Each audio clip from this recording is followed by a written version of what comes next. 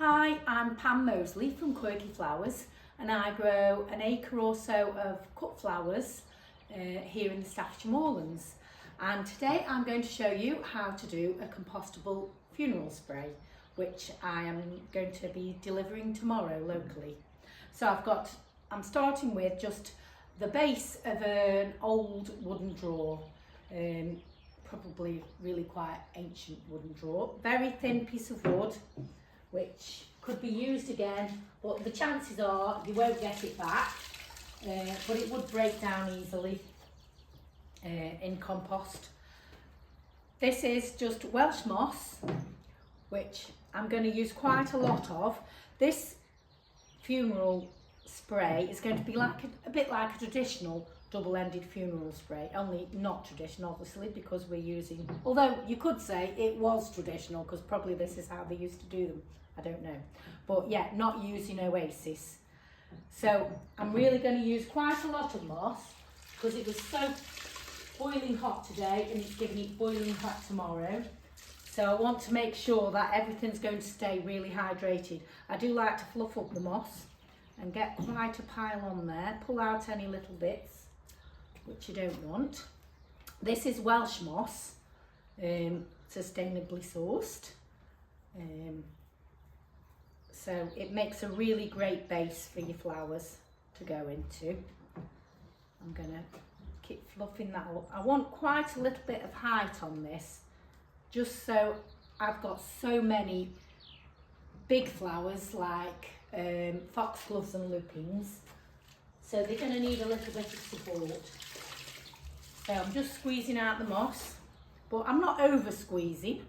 We do want quite a bit of water in there, and I shall probably water it again slightly before I go. We don't want lots of water coming out of it, but we do want it as the flowers can drink. So that's going to be the sort of beginning of my spray. I've got my string here. I'm going to just pass that underneath.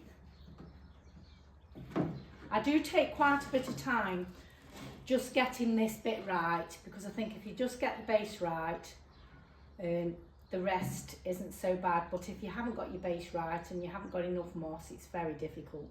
It can be very frustrating. So I've just tied that on the top, and then I'm just going to take that round, a couple of times like that, and just make sure I've got enough moss in there. Bring that over probably a few centimetres away from the last time. Now I'm using these because they are just the right height, but what you can do is just move that into the centre where you're working and just take that under, and it's a lot easier to do. Now I'm going to pop a bit more moss on.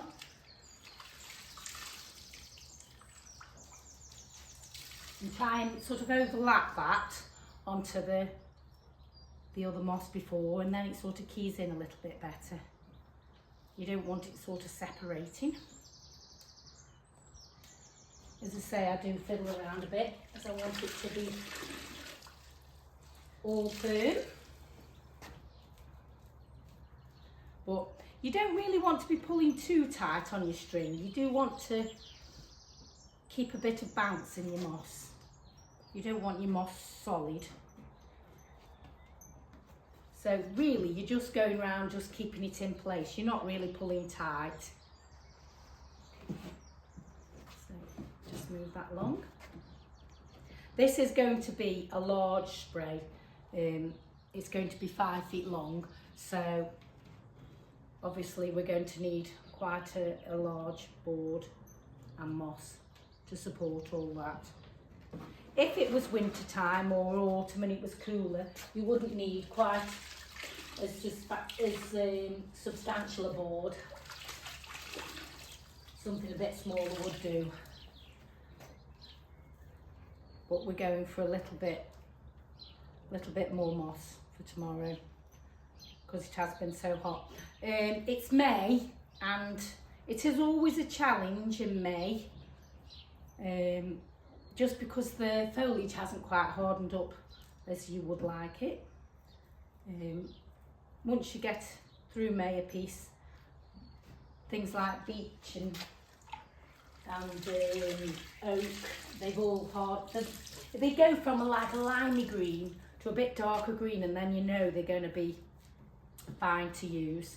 But it is a bit of a challenge, so I've had a bit of a hunt round today to try and get to my foliage, which is just conditioning now. So basically we're making a little bit of a sausage.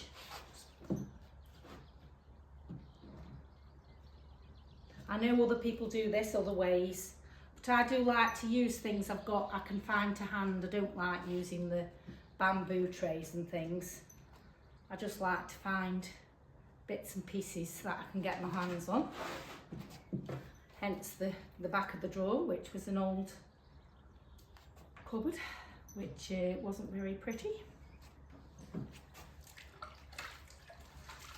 But it's so dry at the moment. It's only, is it the 12th or the 13th of May? And we've hardly had any rain for goodness knows how long. So the plants and the flowers, they're starting to flower very small, short.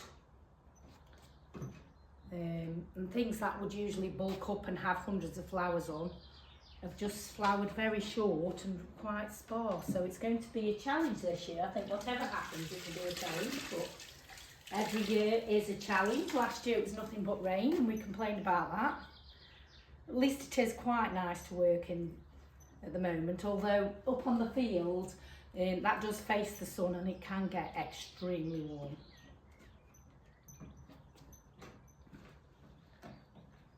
So I do just like to take a little bit of time, get this right.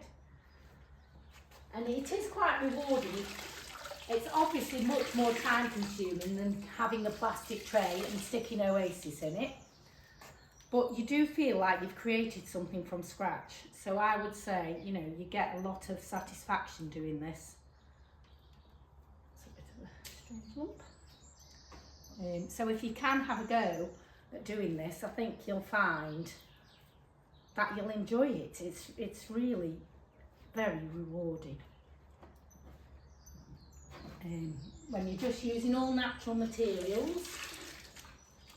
And here at Quirky Flowers, we only use what we grow, or when we're doing the funeral flowers, we might take flowers out of somebody's garden. So it feels much more appropriate than using flowers that are coming from miles away, sometimes thousands of miles away.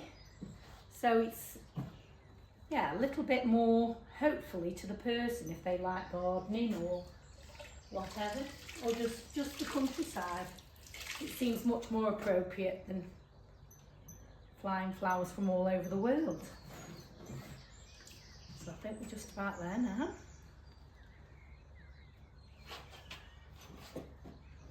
Just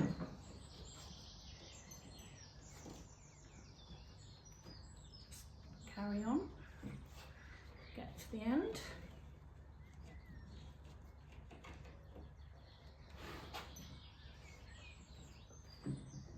You want a nice sort of, you don't want to come down low at the end, you want a nice sort of butt end, if you like, because that's where you're going to be putting in a lot of your flowers. So you want a nice sort of flat end there.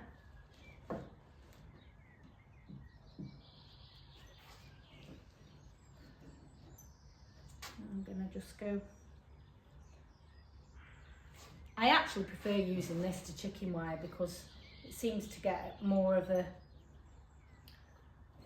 better key onto the moss. So I've just gone round the corner there, and then I'm going to come down the middle. This way.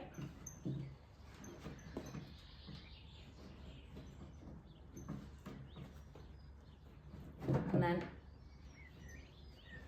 just keep working that the same way again, so you can see.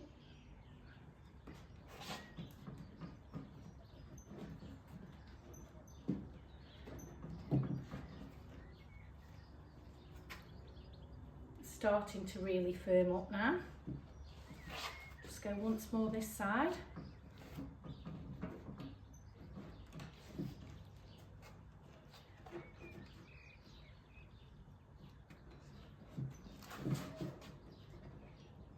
It's a beautiful evening. The birds are twittering away like mad.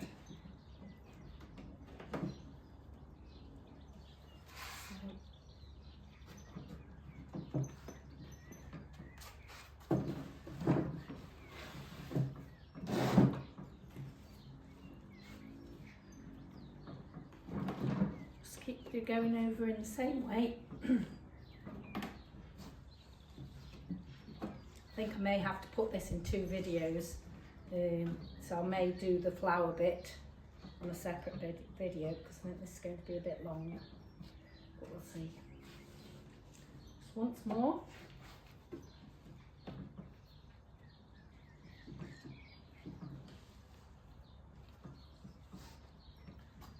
And then, I've done that, I'm going to actually come round and go over again in between those first original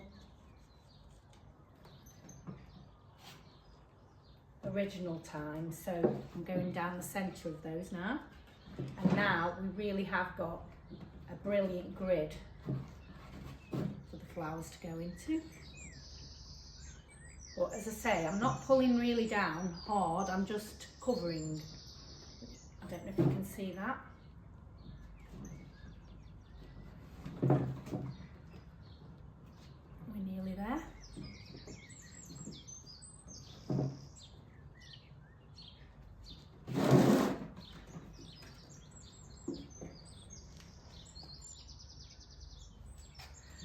The reason I've got a hole behind is because I'm having patio windows. I'm very excited. I've had a new patio and then I'm having patio windows. The only thing is you don't want too much sun in your work area, so I might have to have curtains up after that. But I don't mind, it's a lovely thing to look out on. Nearly there. Oopsie.